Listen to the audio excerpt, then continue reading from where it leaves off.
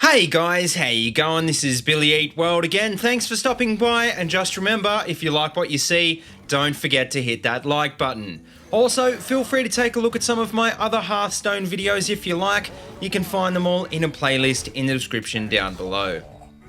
But anyway, in today's video, we're going to check out some of the best legendaries in the brand new Whispers of the Old Gods expansion. And wow, aren't there a few this time, especially when you compare this set to any of the previous expansions. All in all, there's 20 collectible legendaries in the new set, including Cthulhu, which everyone gets for free. But the question is, which of the other ones should you craft first? Well, I guess that's up to you, but hopefully this list points you in the right direction. But anyway, to kick off, coming in at number 5 is Halaziel the Ascended, which is a great new tool which should help Shaman move away from aggro decks. And that's because when this card is in play, for each point of damage your spells deal, it restores the same amount of health to your hero. Now this might not seem like a big deal, but when you bear in mind that it counts every point of damage on AoE spells, this card obviously has huge potential. And the best part is that you're not paying a huge price for this ability, because at 5 mana for a 4/6 body, it's really not that far off where it should be anyway. Now, coming in next on the list at number 4 is probably my personal favourite card in the set, Ragnaros Lightlord. And in a lot of ways this card is a lot like the old Rag, except that instead of dealing damage, it heals a random friendly character for 8 instead. Like the old Rag, it's still an 8/8 body for 8, but the other main difference is that it can attack, meaning it's still a big threat. And in my experience, more often than not, it does stick and gets to attack, so in my opinion, Ragnaros Lightlord is a lot better than the old version. Now, coming in next on the list at number 3 is a card which many people are already calling the new Dr. 7, Twin Emperor Veclaw. And that's because not only is it a 4/6 taunt for 7 mana, when you pull off this card's battle cry, it summons another 4/6 taunt. So in other words, you're getting 2 Druid of the Claws for only 7 mana, and most importantly, you're getting them on the board at the same time.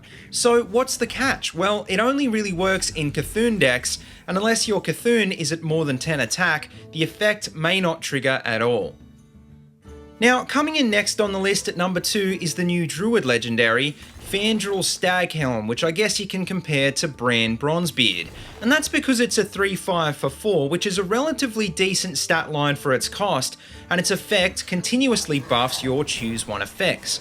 Basically, when this card is in play, rather than having a choose one effect, you get both of them, which can create massive swing turns. And considering how many choose one cards are staples, and the fact that Shredder is now out of standard, this is probably one of the best 4-drops a Druid can get.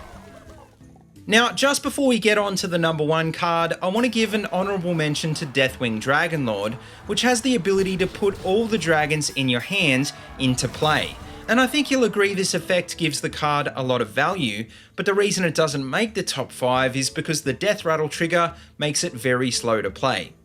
Speaking of value though, well, another card I want to give a mention to is Princess Huhuran, which has a great body and has a Feign Death style battle cry.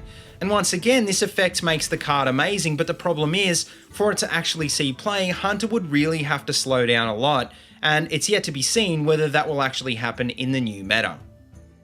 But anyway, finally, we come to the number 1 card on this list, N'Zoth the Corruptor, which at first glance seems to have a fairly weak 5/7 body for 10 mana.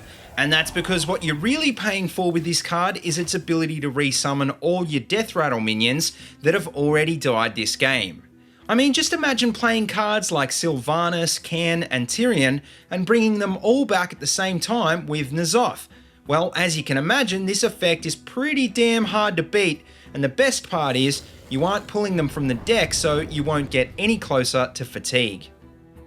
But anyway guys, that just about wraps up this top 5, so hopefully now you have a good idea of what you want to spend your dust on. But with that being said, just remember that the Old Gods only came out this week, so you might want to wait until the meta settles before you craft anything. Also, just bear in mind that the order of this list is entirely my opinion, so you may completely disagree with some of the cards on this list. So if that is the case, then let me know what your top 5 is in the comment section below, because I'd love to hear from you, and I'm sure all the subs would like to see your opinion as well. But anyway, guys, that just about wraps up this video. So let me know what you think in the comment section below, and as always, if you like what you see, don't forget to like, comment, and subscribe. Also, check out the links in the description below if you want to see any more of my videos, or if you want to support my channel on Patreon. And until next time, see you later, and have a good one.